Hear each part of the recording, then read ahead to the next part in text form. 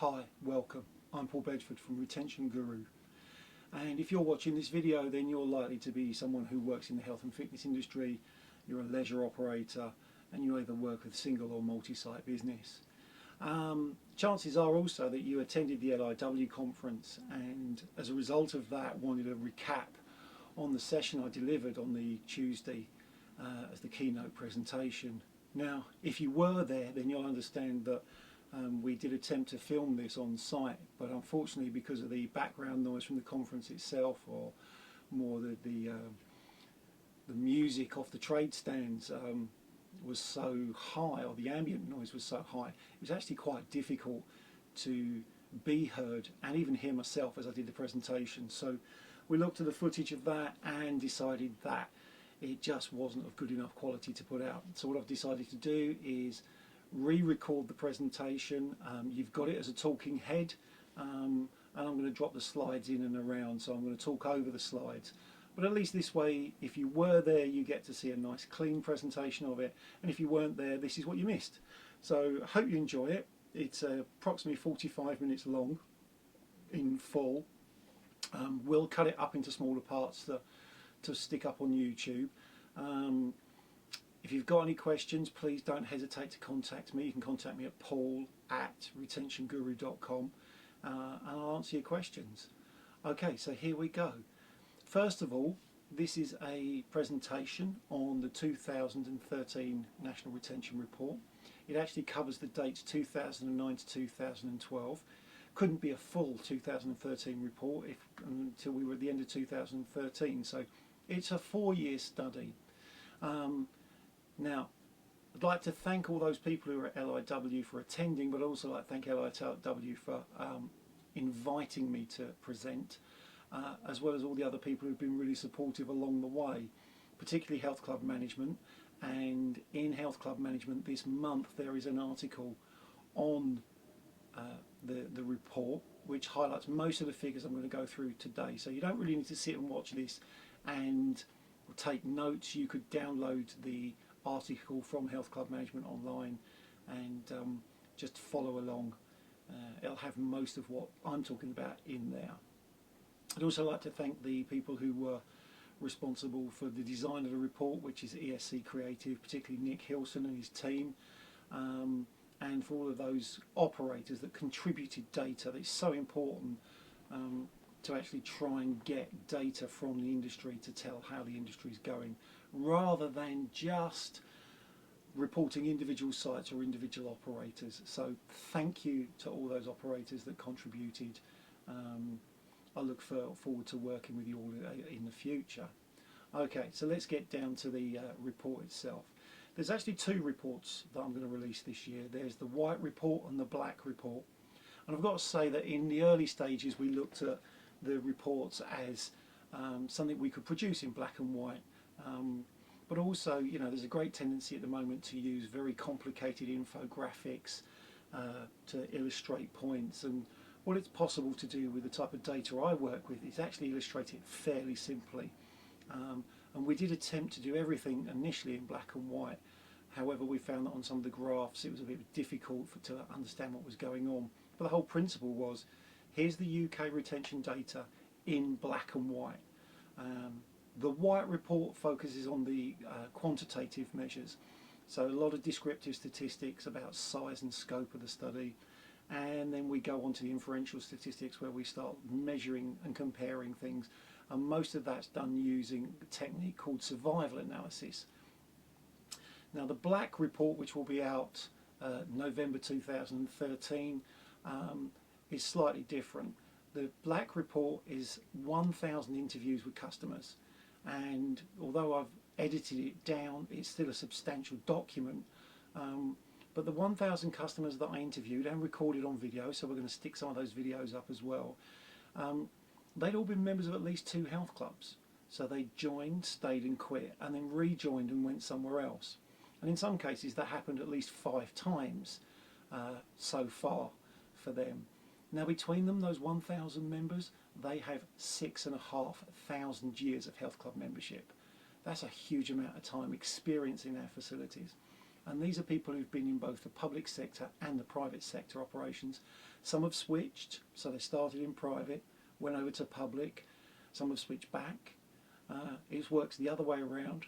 And the one thing that came out that I wasn't expecting really early on was talking to members who'd never left that particular site or that particular venue, but the operator had changed. So many of you all know, over the last few years we've seen Holmes Place disappear and Virgin buy their club. So what's it been like when you were a Holmes Place member or a Virgin member or an Esporta member and a Virgin member? Or maybe you joined a David Lloyd and they got taken back over by Next Generation. And it's also happened in the public sector where we've had people as members of local authority sites. It becomes a trust and then that gets taken over by a private management company, or the other way round. Anyhow, it's really in-depth data explaining why they join, why they stay, why they quit, what tips them in different directions, what they think about branding. And again, there'll be a whole series of articles that go with that running in health club management over the next few months. So there you have it. The black report is qualitative data. The white report is quantitative data. Let's focus a little bit more than a second. Let's focus on the white report. The white report is a report that follows on from the original work done in 2002 or 2000 by my friend and colleague Dr. Melvin Hilsden, and continues the work that we carried out in 2008. Both of the reports were developed for the Fitness Industry Association and were published by them. This time around we've not used the Fitness Industry Association, or UK Active as it is now. This was done independently of any trade body. No particular reason, it was just the way it happened. But what we have done is we've continued to use the same measures that we used, or that Melvin used in 2000, that we used in 2008. And these are the measures we use commonly to look at businesses and understand where they're at. Now, while I say we use them commonly, they're not commonly used within the fitness industry. The most common method for measuring attrition / retention in the industry is a method where you add and subtract and divide and create a percentage of attrition.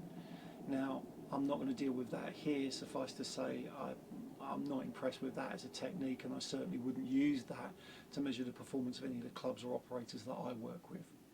So there are 5 measures that we commonly use when we're analysing data, and these are the 5 measures that we've used within this white report. The first one of them is retention rate, and so that's the percentage of people that stay a particular length of months. And so you can then ask the question, what percentage of members stay 3 months, 6 months, 9 months, 12 months, and so on, rather than just creating a percentage of how many people stayed for 12 months, which is a common way of doing it, where we actually plot it out month by month by month by month. It sounds similar, it's so different. It's a much more accurate way of measuring things. Now, the second measure that we use is retention time, which is also the median length of stay. Now, we use the median length of stay because health club membership is not equally distributed. You would normally use the mean average when you have what's called a bell-shaped curve and things are equally distributed. However, because you'll always have just a few members that have only been available to be members a few months and some that have been a long period of time, you don't have this bell-shaped curve distribution. In fact, it's usually very, very skewed either towards short memberships or long memberships. So what we do is we measure the median, which is the midpoint. So it's basically what we do is if you stacked 1,000 members, we'd find how long the member at 500 stays, and that would be the 50% mark. So it's halfway between the shortest membership and the longest membership, and it's called the median. So we look at the median length of stay. We can then look at quartiles or quintiles. We can break it down even further and get even more specific about what's going on. The third measure we use is the attrition rate. Now, our measure of attrition is by per 1,000 members per month. So we calculate how, on average, how many people are leaving each month as people, not as a percentage. Because the size of a club can go up and down daily, people join, people quit, it's not really that accurate to do it as a percentage of a club. So you do it as per 1,000 members per month, so that you can look at if that figure's going up or down. So you've got the fixed per 1,000 per month, and then you've got the figure of that going up and down within it. It's actually going to be easier to show you that than perhaps explain it. But we can then make direct comparisons between clubs of different sizes.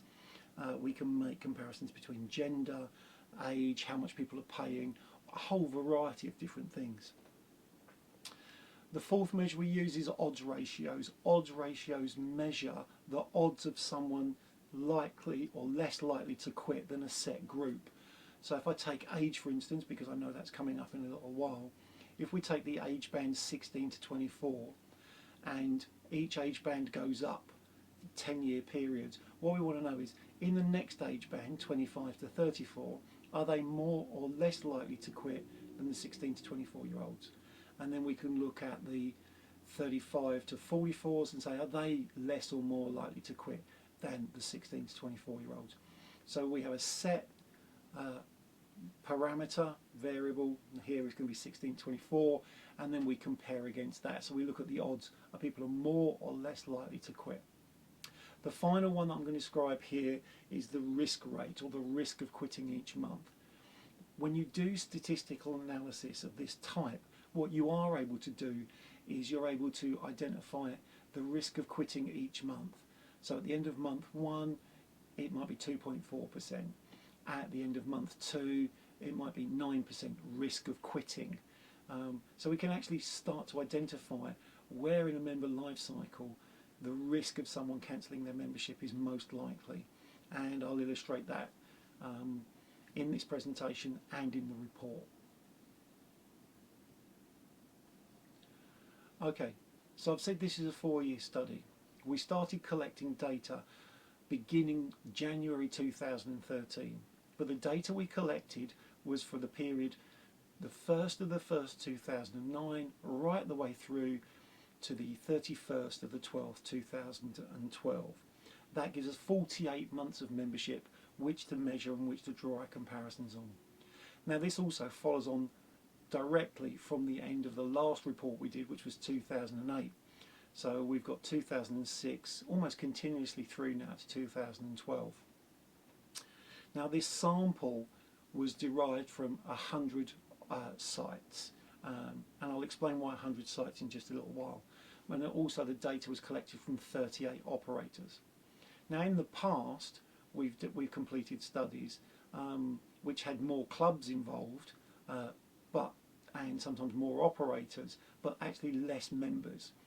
And the reason this study was decided to do it the particular way we did it was that in 2012 I attempted to conduct this study, but the quality of data we received was so poor from so many different sectors that actually we could have done a study about the trust sector and the big chains, but it wouldn't have included the private management companies, the single site operators and so on. So although as disappointing as it was, we scrapped the 750,000 member records we had and went back to the drawing board. So January this year I reached out to operators who'd contributed data before but had made the data that they gave us really, really easy to handle.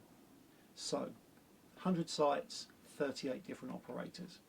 Now those 38 different operators provided us with member records on 729,000 members. 729,000 members. Now we have to clean that data. We've yet to come across any data set provided by an operator in the UK that is clean when they deliver it to us. And by clean, what I mean is when you go through, say, an Excel spreadsheet, that all the dates of birth are dates of birth, and they are formatted as a date, and that they work as a date. Some of them, this might sound a bit weird to some people, are actually recorded as a string variable, which is It actually thinks that's words, not numbers, or a specific point in time. So we clean the data. We then have to look at ages. So is anybody in there born, the default date when, for most, if you don't have a date of birth, is 1st to the 1st 1900, just because of the way Excel fills in blank cells.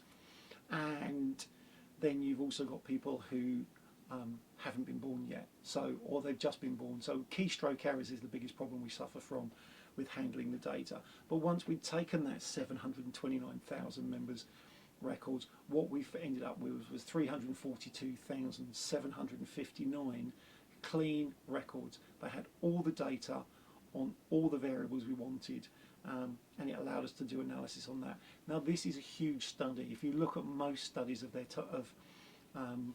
not the fitness industry, because very few people study the fitness industry, but if you look at studies that are usually conducted, anything over 100,000 member record or 100,000 records is large, and we're looking at nearly 350,000 member records. Now what you can see on the map is the distribution. All those dots represent one member, and that's based on their postcode. So we've taken their home postcode and plotted it.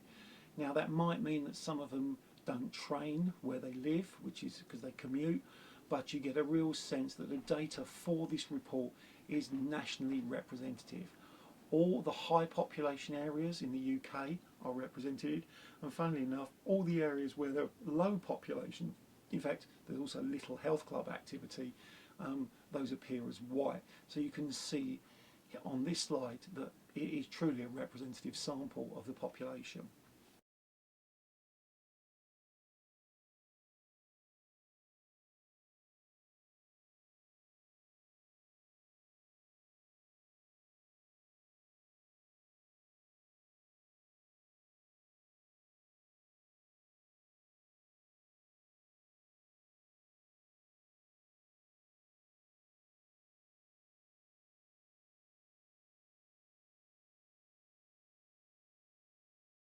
Now, why 100 clubs? Well, at the end of 2012, I spoke to David Minton, who runs the Leisure Database Company, and they collect data on the whole of the fitness industry, and they collect it year on year, and they produce the State of the Industry report.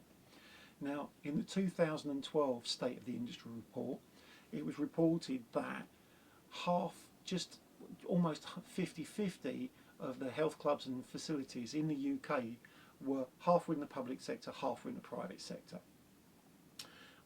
So 7,000 facilities split between 50-50 public and private. So I wanted something that was easy for the reader of the report to understand in terms of its representation. We also calculated the power to see if this would have enough power, and we certainly got a significant enough member records, but the data split from the data we've got in this report is 50-50. Half of it's from the public sector, half of it's from the private sector.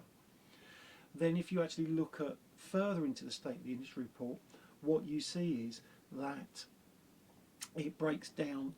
When you look at the private sector, what you're looking at is 25% of the clubs out there are in what I'm going to describe as chains. They're multi-site operators, and these are usually the brands that you would recognise, and also there are other brands out there that you may not think of straight away, because these are hotel chains that operate private health clubs. So what we have in this 25% is a mix of operators who operate in that sector. 25 clubs from the chain sector, broken down into at least 3 different operators. In fact, in that one I think there's 5. Then the private sector, but the independents, there are 25% of health clubs in the UK are still owner-operator or single-site operations. And so we took data from 25 single-site operators from across the country to match up with the data and the distribution within the UK health and fitness market. Then when we look on the public sector side, what we start to see is it breaks down almost into like the same percentages. There's about 17% are trusts, 17% are privately managed leisure centres, and 16% are local authority. So again, 17 sites in this study come from trusts. 17 sites come from privately managed leisure centres. Those are the sort of the leisure connections and the Sercos and the SLMs. Although they might have a trust part to them, some of them, they are predominantly private companies running leisure centres. And then the last 16%, local authorities, the traditional government organisations or local council, local authority run facilities. So what you can see is that we've taken data from sites that represent the industry, and they represent the country as a whole. So this isn't a study of London, this is a study of the UK, the market we've got, and it's split by the distribution. Now when it came to actually collecting the data, the variables that we wanted, there are some common variables that we want all the time, and we did ask for some others, but it became increasingly difficult to collect some of those. So the ones that we always want, and in any study you'll always want age, and you'll always want gender. So we took data on age and gender. We then took what type of clubs, obviously, how much people paid, how long their agreement or contract was with that club. We also took their postcode so that we could work out their mosaic profile, which is a social demographic profile used in marketing. Now we wanted to take more, so we wanted to take like membership types. So you know, single, family, gym only, swim only. The problem is most of the operators couldn't provide us with large enough groups of data of that type. So the challenge we had was that, give an example, one operator, every one of their individual sites has a code for membership. So I live in Croydon, so let's say it's Croydon. So the first three letters of the membership code would be CRY for Croydon. The next part would then be off-peak. The next part would then be 3-month contract. Now, they'd sell those, but all of that would appear in one cell. Then the next site they sent us data from, let's going to say this is, I don't know, Hackney. So the first three letters might be HAC, but then they might have a K on it, so it's not the first three letters. Their abbreviation is 4 letters to start with, then it's off peak, and it's 6 months. And we ended up with one operator with over 506 membership types across its business. Now you multiply that across 138 operators, you actually can't get a breakdown of how people are, how their memberships are actually working. We'd like to have done, because we'd like to have described the difference between peak and off-peak, if that's running. We can do length of contract. We'd like to know single individual membership versus joint membership versus family versus corporate, all of those things. But there just wasn't sufficient data, or it wasn't formatted in a way that we could use. So we had to stick to the 6 key areas, which were age, gender, sector, mosaic profile, fee, and agreement length, and then we were able to analyse that data across the 5 different sectors. Okay, so here's the first graph that I'm going to show you. This is the 48-month retention rate currently within the UK market based on the operators in our sample. Now what you can see here is running along the bottom of the months, and those are broken up into 3-month segments, and then up the side is a percentage, so 0 to 100%. So if we take all the people that joined in that 4-year period, what we're starting to see is this. 52% of members make it to the end of the first 12 months. So we're losing 48% of all the people we join within the first 12 months. Now that's a significant amount of members. Now that doesn't break down between Group X, swimming, gym. This is all members. By the time we get to month 24, what we're looking at is about 24% of people making it 24 months. So we've already lost 3/4 of all the people that are joined over a 2-year period by the end of 2 years. By the end of 3 years, we're down to 14%, and by the end of 4 years, we're down to just 10.4%. So only 10% of customers who join make it through all the way through to the end of a 4-year period. That's a challenge for our industry. This is a real challenge. It appears that people are joining and leaving more than they used to. We have certainly been hit by the global economic downturn, and this is suggesting that our members and customers do not see us as something that is indisposable. It appears to be that when times are tough, and health club memberships and leisure centre usage and memberships is in decline. There could be other reasons for that or other factors for that, but it certainly does trend against the economic data. So let's think about it. 52% of customers make it to 12 months. Now if we could shift that by 10%, we'd be closer to where we were in 2008. And in fact the figure for 2008, although we can't make a direct comparison because it was a different sample group, 66% were making it through to 12 months. We've almost gone back to a figure that's close to what was happening in 2002, where only 60% were making it through to 12 months. So it's a challenge. This is going to be a big factor in who survives in our industry, what type of operators can go forward. We certainly can't sustain a business that loses half its customers. In fact, I'm going to pose this question. I only came to mind the morning of the LIW presentation, and it's this. If we're losing that many in the first 12 months, and then however many we're losing, or we only get 10% through to 4 years, is our fitness industry actually as big as we state it is?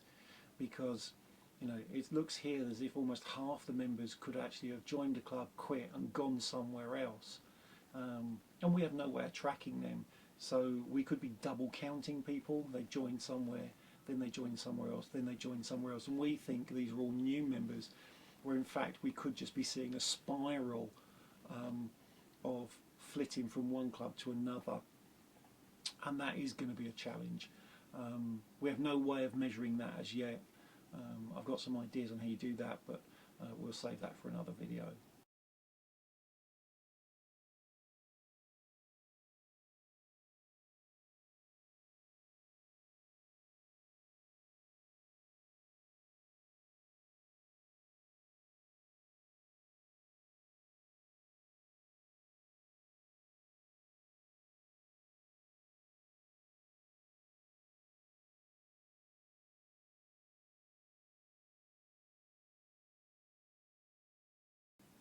Okay, so let's get this into some sort of scale and size. State of the Industry Report 2012 stated that we had about 7.6 million health club members. I don't just mean that's in private and public sector.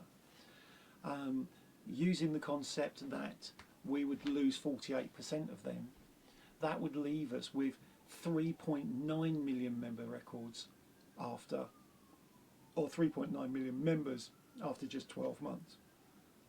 So many members we lose, that's horrific. So we've gone from 7.6 to 3.9 in 12 months, million members. That's so many man hours of work, that's so much effort, that's so much time for salespeople, fitness staff, doing inductions, that just appears to have gone to waste.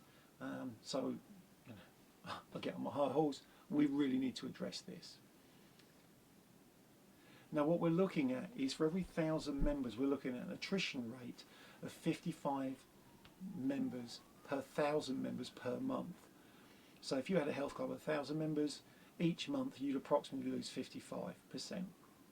55 members, sorry, not percent, 55 members. Now if we look at the longevity overall, what we see here is right in the middle is the average length of membership is about 12.3 months.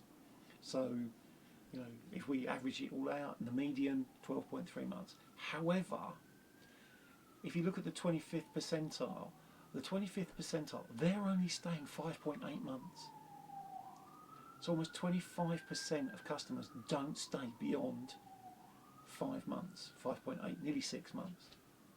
But in the best performing environments, the top 25th percentile, the 75th percentile, they're staying 23 months or more.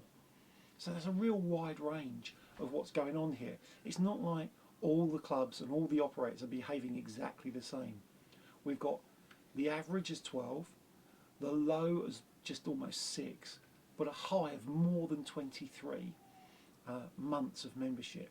And so some operators are doing really, really well, and other operators, their members are just churning and churning and going.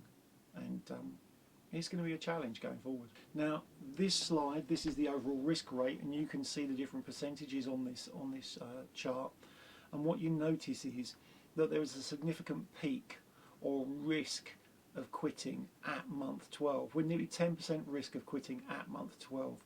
Now, some people will be identifying that, you know, well, if you're on a 12-month contract, that might be the reason why, and that may well be the reason why. But you can see that the spike here is later in the membership. Yeah, it rises in the first 6 months and goes up to about 5%, 5.5%, but then it flies up, you know, almost doubling by the end of 12 months. And you can see that that then tailors off for most of the rest of the period. And the only reason it really goes up at the end, that sudden spike, is because that's the end of the study, and that's what the data's telling us. So now let's look at the data, the retention data by year.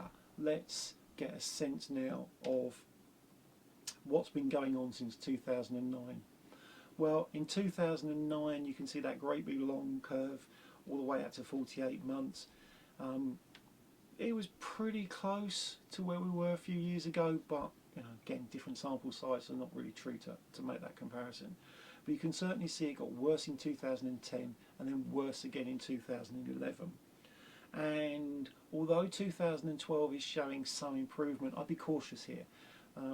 Remember, we only had data for people who, you know, we don't have the full set of data for 2012 because people who joined in December could have only contributed a month, so they'd be right in the first month column, and they've not yet had a chance to be a member a full year, so they haven't gone December to December yet. So I'd be cautious about looking at a recovery, but you can certainly see that the trend is not a positive one.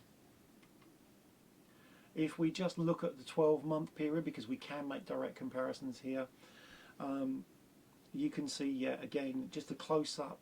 2009, 2010, 2011 just got worse and worse and worse. But in fact, you know, if you look at the difference between 2009 and 2011, and you know, 2009, 10 and 11, but 2009 and 2011, what's that? That's almost a 10% difference at 12 months. It's fairly similar for the first 3 months. It starts to split after that. It maintains a fairly even split, but these are fairly close together, but that's still nearly 10% at the end of 12 months. Okay, so let's look at the quit rate, the attrition rate by year, and what we can see here is that 2009 it was 51 members per 1,000 members per month. That went up to 59 per 1,000 per members per month in 2010. 64, notice I'm rounding up, 64 members per 1,000 per month in 2011, and it appears to have dropped back down in 2012, although, as I've already mentioned, be cautious with this. We've not got the opportunity to measure everybody that's been a member for that long. Okay, so here is the sector data. This is the data based on the 5 different sectors. Now let me describe how I define those different sectors. Public sector. These are organisations that are providing what was traditionally the local authority leisure centre market and are now split into 3. You've got those who still are part of their local council or government and are a direct service organisation, a DSO. You've got the trusts who were part of the local authority but decided for various reasons to step away, and they've likely to have done that in the last 10 years, and now they have more independent control of what's going on. And then you have the private management, the private leisure centre management, which are private companies that are running leisure centres on behalf of a local council or local government. Chains, these are operators here with 5 or more sites. There are some small scale operators that have got 2 or 3 sites, but for this description, chains was 5 or more sites, and I can tell you the chains in this had a lot more than 5 sites. These are the branded, recognised commercial operators that operate all over the UK. And then independents, these were clubs that were a single owner or single site. They had no partner or parent business that they were part of. They had no other venues. They were literally just single site operators. What you can see here is that generally the private sector that managed organisations are doing better than the public sector. Even the privately managed leisure centres are doing better than the local authority and the trusts. I think the most concerning thing for me is that what I see is going on within the trust market, and that is difficult to see on this slide, is that trusts seem to do really, really well at holding on to their customers for the first 9 months, and then it falls away really, really quickly at 12 months. And over 24 months, they end up performing least well of the 5 different operators. If we look at this from the right at 48 months, we're looking at something that is about a 10% or more difference, which doesn't seem very much, but actually a 10% operating difference over that period of time is going to be significant, specifically to the finances and revenue of that organisation. Now, if we just take again the 12-month data and we try and squeeze in, you can see how close these lines are together in the first 9 months. There's not a lot of difference, but trusts are on the top of that line. So they're doing the best, they're doing better at holding on to their customers and members in the first 9 months, but from 9 months onwards, it seems to take a plummet. Now, there could be various reasons for that. Not going to go into them right now.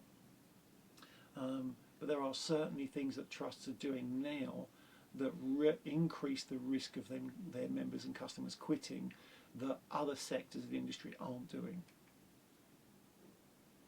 Okay, so we take a sideways step for a second and we look at the UK population. So this is from the Office of National Statistics. This is how the UK population breaks down in terms of percentages by age group. And whenever we measure age groups, we always use the ONS guidelines so that our data can match them side by side. What you see here is that, well, let's just take a couple of examples. You've almost got 34% or a third are 55 plus.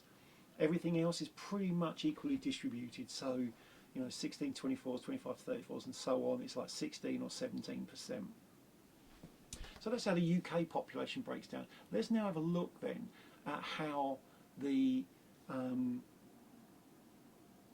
fitness industry breaks down, or in this sample as it breaks down. What we're seeing here is this. 31% of the UK market, fitness market, are 16 to 24s.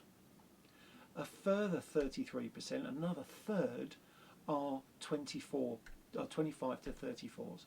So there's 2/3 of health club memberships are sold to people under the age of 35.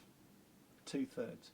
Yet when you look at the UK distribution, they only make up 1/3. So our market at the moment, and the way we present our market, sell our market, and what appears to be attractive is it's a younger market. We're still attracting far more younger customers than we are older customers. Here's something to consider though. We've seen this in the data we've analysed every time we've run it in the UK and every time we've run it anywhere in the world, and we now hold data on US clubs, Russian clubs, Spanish, German, French, got no Italian, Norwegian, Finnish, Belgium. We've got data on all those clubs, and we see this every single time. Older customers stay longer in health clubs. There's a caveat to that though. It's harder to sell memberships to older members. they're a smaller population in terms of those who are attracted to our club. They're not a small population in terms of the UK. You know, when you look at those graphs, you know how many, what, a third or more of the UK population is over 55. So I'm only talking about the over 55s as a third. So 2/3 of the UK population are over 35. Now, we've always seen this though, younger customers always quit faster. So they might be easier to join, but they always quit faster.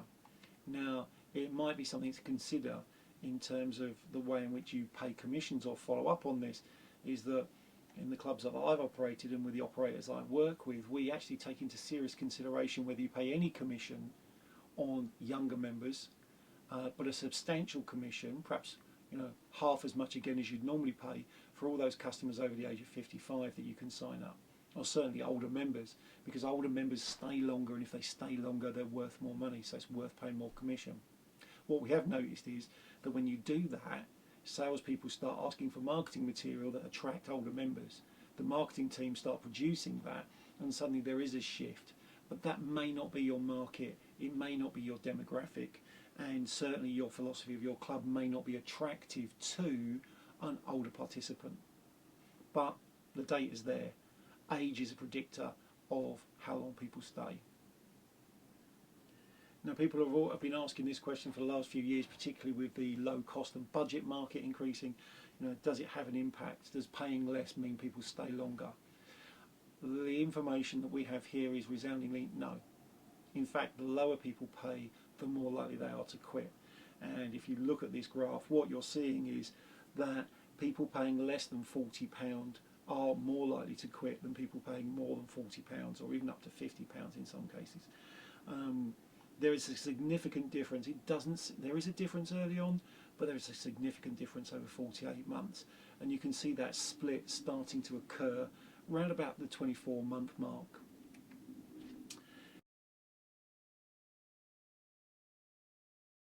Now, this is the final area that I'm going to talk about today. It's the mosaic distribution. Mosaic profiling is a method by which you take someone's postcode, and from their postcode you can gather information about them. Now, this is done usually at the street level, not the individual house level. So it's a description of what's going on in your street, not in your house, because there will obviously be variables. But mosaic profiling is used by lots of multinational type organisations to target market their advertising and also identify where they're going to put their stores in relationship to where people live. So some stores, let's say a John Lewis will look at the postcodes and the mosaic profile of a certain area and then decide whether that area is the type of client or customer that would use a John Lewis or a Waitrose. Alternatively, Iceland will do the exact same thing but look for a different mosaic profile group, because they know that their customers are attracted to, their dominant customers are attracted to certain types of brands, but they all live clustered together. So we all have a mosaic profile. If you've got a postcode, you've got a profile. And I've used mosaic profile because I've been interested to see if understanding the different profiles will determine retention within the UK fitness market. Now, as we look at this chart, you need to be aware that the big green area, 26%, are others. So there's a whole number of mosaic profiles that aren't represented here just because they are such a small amount that together, independently, they don't add up to much. Together, they add up to quite a lot. But the key mosaic profiles are represented here. So we've got career and kids, ex-council community, liberal opinions, professional rewards, suburban mindsets, terrace melting pot, upper floor living, and then obviously my others group. Now, please don't be put off by the marketing terminology. I know when I first saw these, I wasn't entirely keen on the way people are described, but these are broken down into categories and you can investigate this a lot further. But let's look at the data. Let's look at what this chart is telling us. It's telling us that there are a broad distribution of members in the UK. Now, what's concerning is that this distribution I'm showing you here isn't the UK. This is the fitness industry. This is what the fitness industry is attracting. 29% of all health club members in this sample come from what are called liberal opinions. Why is that a concern? Well, it's not a concern because they are joining, but they only represent 7% of the UK population. So in any one particular area, they represent, well, some areas are more than others, but of the UK, they only represent 7%. But the fitness market, 29%. Now, some categories are completely underrepresented.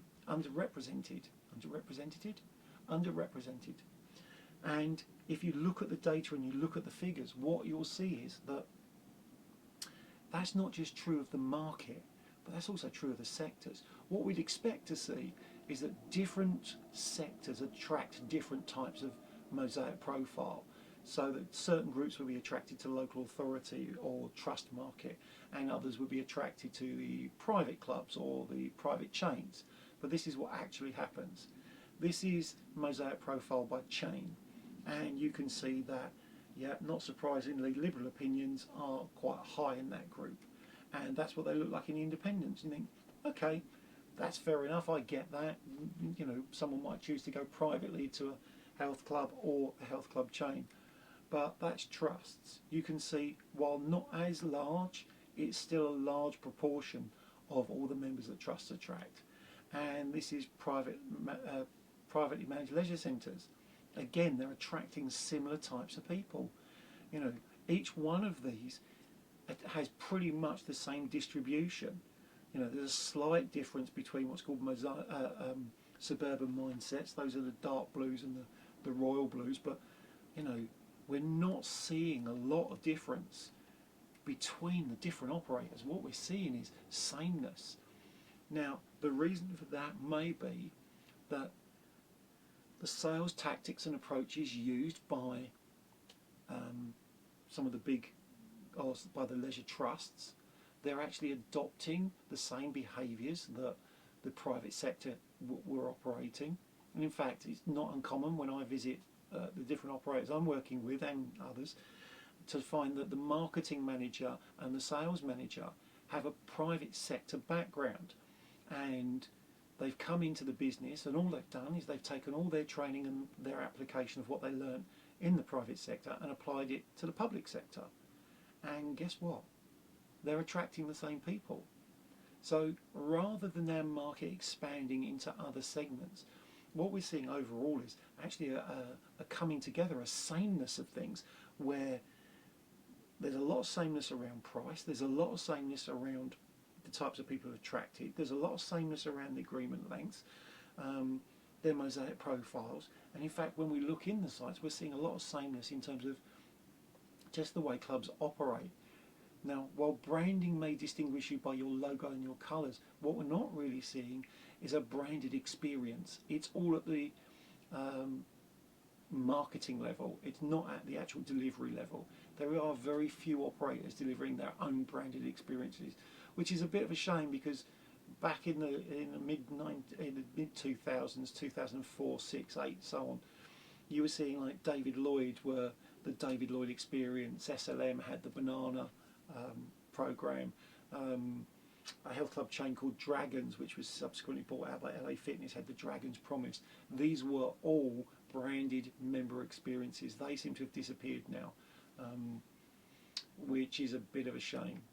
So really this highlights the summary of the White Report. We've had 242,759 members analysed over a 4-year period from 5 sectors relevant to our industry, and what we're seeing is that 52% of members make it through to the end of the first year, 48% do not. The industry's got some challenges ahead. There are certain things we need to consider if we're going to really make an impact, and if we're going to be a partner with, say, the National Health Service here in the UK, then there's several things we need to sort out really quickly.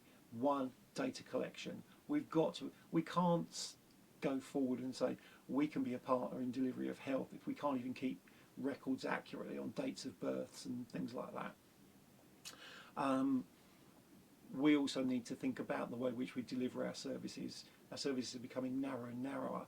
in terms of the way we deliver them, so they're becoming less and less attractive to the wider population, but what appears to be more attractive to just a small select group, which isn't good for our business. I hope you've enjoyed this video. You've seen some of the content of the National Retention Report 2013 on the white edition. The black edition will be available November 2013. I hope this is thought-provoking. I'd be interested in your questions. I did get some questions at the end of the seminar at LIW. One of the questions was about visit frequency. Now, we did collect data on visit frequency from some of the operators, because there is a difference between how long someone pays for and how long they keep coming. But we didn't have it from all of them, so we couldn't keep it in. It is in the black report, and we're going to talk about visit frequency. But the question was, is once a week in the first 4 weeks still the threshold we're looking to achieve? And the answer to that was yes. So thank you, Lisa Taylor, for that question. I was also asked a question by someone about the budget club operators, and does budget open up the market, and is it attracting, or do people stay longer because they pay less? And I think I pretty much answered that question, although I did appreciate the fact it was asked. The budget market's here to stay. The budget operators have got a very clear and concise approach to what they're doing. There are probably approaches that would improve their retention. I know some of those operators are really challenged, but that might be more to do with the age bands that they operate in and the types of contracts they offer. But there'll be more. I'm going to film some more of these. I hope you enjoyed this video. If you want more information about the White Report, then go to retentionguru.com and look for the National Retention Report tab, and you can follow through on there. Thank you for your time, and I look forward to speaking to you soon.